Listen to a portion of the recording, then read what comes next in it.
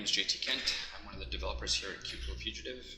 And today we're going to be talking about the content editor within Sitefinity CMS, specifically basic formatting using the content editor. So let's launch up a project and begin.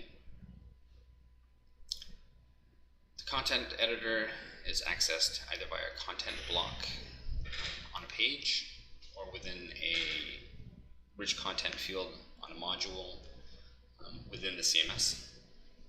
I'm just going to type some things really quickly just so I don't forget some of the features I want to show. So these are the basic editing properties of the content editor. For more advanced features, I'll show that in a later video. So the first thing I want to show is unordered lists or bulleted lists. In order to make something a bulleted list, you just click the bulleted list manager at the top there, and as you type, each new item becomes a list item. If you want to make something an ordered list, similarly you just click on the ordered list icon at the top, or numbered list, that's what we refer to it as, and continue to type. Like most WYSIWYG editors, you have some predefined styles for headings. So if you want to make something a heading 1, or if you want to make something a heading 2, you just select it from the drop down, and the website will have some predefined styles for those things.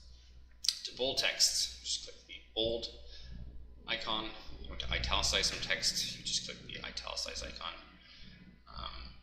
Alignment options, left align, justified, they're also all available.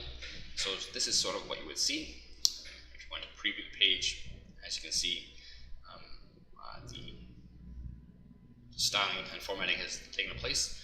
As with everything in the CMS, in order to make it live to the public, you would have to publish the page.